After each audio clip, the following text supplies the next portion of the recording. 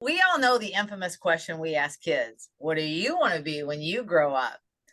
And then the adult version of that is: where do you see yourself in 3, 5, 7, 10 years?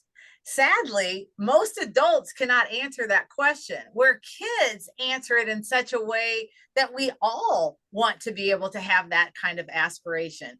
But if we don't know the answer to the direction we're going in, how are we ever going to get there?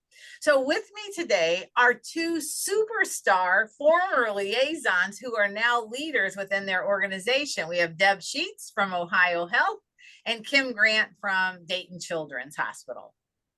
So this June, the three of us are going to take the main stage at the AAPL conference in Long Beach, California. And for those of you that don't know what that stands for, it's American Association of Physician Liaisons. And we're going to be presenting from liaison to leader, transforming from connector to captain of the ship. Each of us will share the good, the bad, and the funny stories of our career journey. We intend to arm you with some solid tips of the trade and perhaps spare you from the walk of shame instead of helping you create a journey to fame. We'll also share our top recommendations to position yourself for leadership.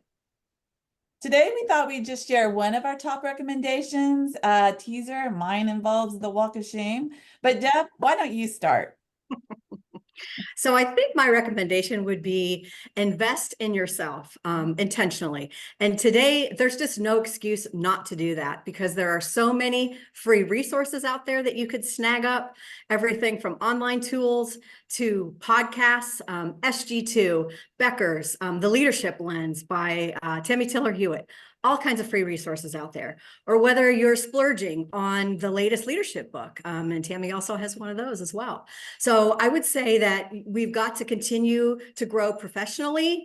We've got to continue learning and developing those relationships so that in the end, we're investing in ourselves and not leaving it to anybody else.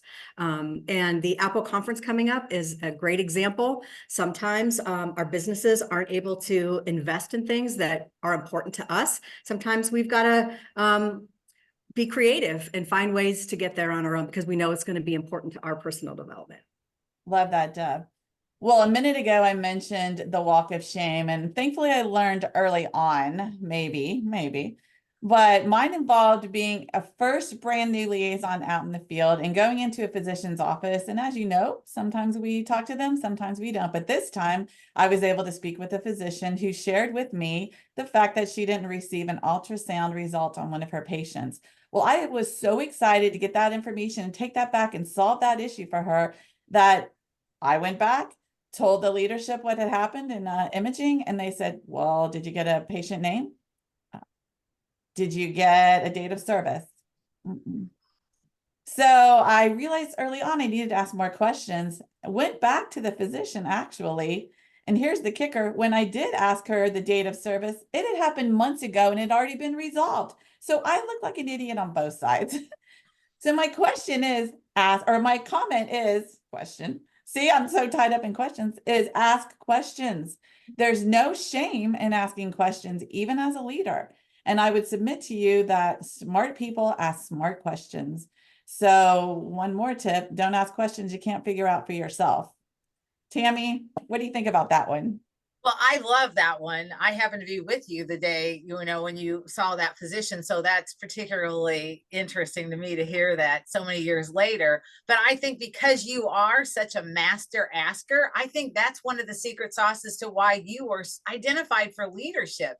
When you ask questions, you find out valuable information. So then you become this treasure chest of information. And I also think as a leader asking questions, you show people that you care. So I'm Tammy Tiller-Hewitt, and I was a physician liaison for many years before I moved into operations and then into a leadership role. And then I took much of what I learned as a physician liaison to launch our company, Tiller-Hewitt Healthcare Strategies, almost 22 years ago, or over 22 years ago now. And and which is now the leading healthcare firm in launching, assessing, and redesigning physician liaison programs. And I don't say that to impress you, but to impress upon you how much you learn, how valuable your job is as a physician liaison, that really the sky's the limit from this point on.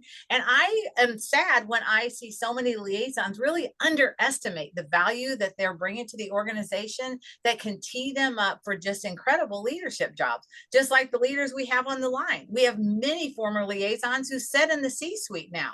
So your job is a big deal. So if no one's told you that lately, here, let us tell you today, right, ladies? It's a big deal. I mean, look at them. They're leaders that started off as liaisons. So we're looking forward to seeing you at Apple. And I think that the real secret to what we're going to talk to you about is just how Deb started this, about intentionality, that you have to intentionally navigate your career journey if you really are going to be the captain of your ship. So we will see you in California at the AAPL conference in June. Bye, Bye, guys.